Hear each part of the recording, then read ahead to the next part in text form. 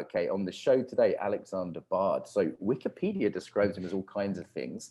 I know him as a philosopher, really, but also a kind of philosopher activist involved with politics. And, he's been on TV a lot in Sweden. Public intellectual would be one term for him. Absolutely fascinating and sometimes controversial guy that I once met in Stockholm. And for about a year, I've been trying to get him back on the show. So, Alexander, welcome. It's an honor to be here. Let's hear about your life story then, sir. Like, how did you become a philosopher? It's not really a job that you apply for normally. So what's your story, how you got involved in this? Well, I grew up in a mixed South African Scandinavian family. So we were bicultural, which I think is an advantage for anybody these days. I mean, if you're lucky enough to speak at least 2 languages from birth and, have several different cultural backgrounds, it gives you more freedom automatically.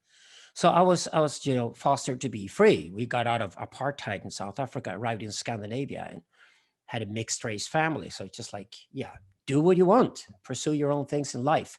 And as a boy, actually, this is true, but actually when I was 7 years old, I had this big room to myself. My sister was next door, and I would have half the room decorated with rock stars, and the other half of the room decorated by philosophers. They were all men, and they all had beards. This was before transsexuality. And now you're a rock star philosopher with a beard. I became a rock star, and after that, I became a philosopher. So, I was 7 years old. It's pretty much set in stone where I would arrive if I got the opportunity. And I was lucky enough. They had enough talent, had the right connections, the right mentors, everything. So I pursued a career in the music industry for 25 years. But I've been professional now for the last 7 or 8 years. I've been a philosopher full time. Interesting. So my background's been mostly in Buddhism with some Taoist influence. And obviously I like Freddie Mercury. So, Zoroaster, he was from a Zoroastrian family as far as I can tell. So it only has an entirely good connotation for me so far. His name was actually Farooq Bulsara. So the first time I hanged out with Zoroastrians in London. And these were Parsis from India. They're a small group of people from India who are incredibly successful in everything they do. They more or less own half of India, right? So the Parsis had a dinner in London. I was invited because I was a scholar of the religion and I'd also converted. And I asked about Freddie Mercury. And they didn't know what I was talking about. All I know, Freddie had lived most of his life in London. He lived in Munich partly. He was born in Tanzania, but he was a Parsi. And we're sitting there talking, and then suddenly one of the older gentlemen just said, "Oh, Freddie Mercury, you mean Farooq Bulsara, the son from the Bulsara family?" And they said, and everybody said, "Oh, him. Yeah, he donated half his fortune to our community. So we're like wealthy forever because of him." So it turned out that they all knew who Freddie Mercury was, certainly so. Yeah, let's talk a little bit about the body. Obviously, this is the Embodiment Podcast, much as I find this interesting. Do you have a particular philosophical take on the body? Do you think any of the traditions that you've studied bring something new to that? Like, I'd love to hear your take on the body. Oh, yeah, absolutely. I mean, to begin with, the mind is completely embodied. This is one of the reasons I'm a philosopher of technology, and I've been fighting these nerds in Silicon Valley for the past 30 years because they're all Platonists. Like, they talk about uploading and ridiculous ideas like that. You cannot upload a mind, for God's sake. It's more than zeros and ones. You get horny, you crack a joke, things like that. The computers will never be able to do. You just got to face reality here, and that is that human beings are not just logos. They're not just zeros and ones. Human beings are also pathos. We have intense emotions, feelings, and things going on. And these are not reducible to zeros and ones. And this means that the mind is embodied in itself. It cannot operate without a body. But I would also like to talk about the body, the human body, as a minded. It's just that our body's unique in the sense that it's not like other bodies are. There are certainly other animals that are also very intelligent, and many of them are social, and we love them for it. But when it comes to human beings, because of language, the fact that we can speak to each other, we can also write to each other, we can even print and send shit to each other, we do these days, or we can go interactive, now, you and I, and use all the different forms of language at the same time. This increasingly makes human beings very complex. And what I'm interested in is to see the mind as truly embodied, which is why I love your work, Mark.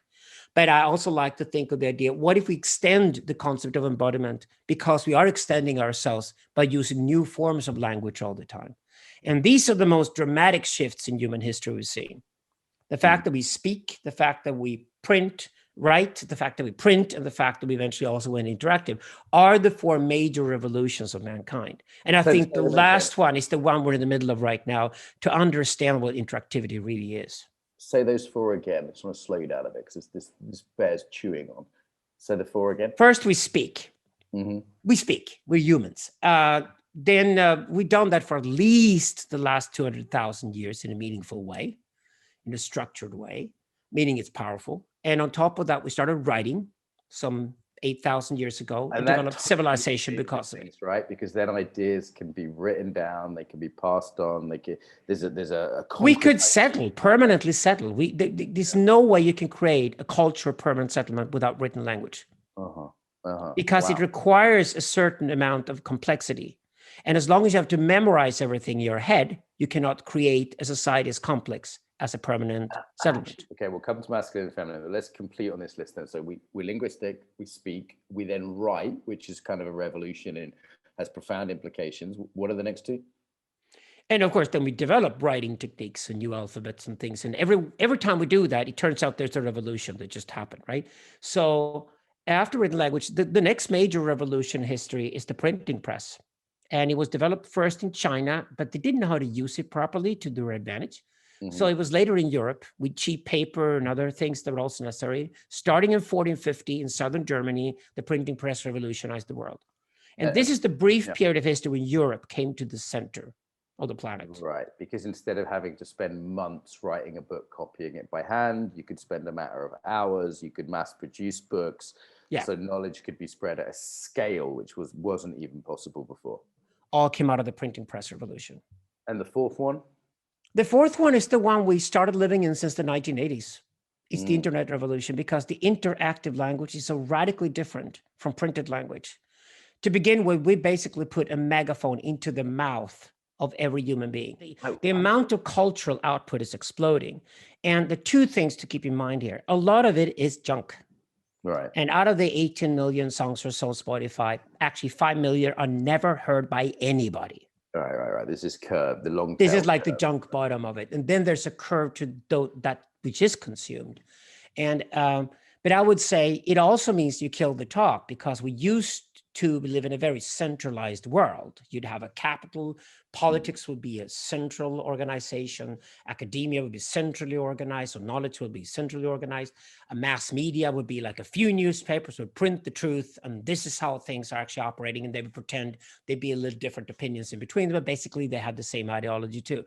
So we lived in a very centralized world after the printing press. And what scares the shit out of us with interactivity is that we now live in a completely decentralized world. There are a lot of Mark Walshes out there who find a subcultural tribal audience of a few hundred or thousands people who follow what they do. And they tend, like you do, to interact with that community. That is the future. But it's very tribal. It's based on what we call digital subcultures, subcultural. Yes. And that's where you find your new home in this new world. And it can be global. I'll give you an example. I had COVID-19 early on. I was really sick in March and April. And I went to see a doctor, just to get on the medical care. My doctor sent me home and said, listen, you're bright and smart. Why don't you go online? That will be much more helpful to you than to talk to me. Wow. And within a couple of days, I networked with thousands of men of my own age group and discovered they were not dying, but they got a really bad version of the disease. Yeah. And we started helping each other. Like, what do you do if you have a fever in the morning? What do you do if you don't have a fever in the morning? What signs are you going to look out for? What is dangerous? When do you really have to go to the hospital? And when can you actually maintain this at home on your own? And the sense of community that was just spontaneously created by men my own age who were online was fantastic. Unheard of before the internet.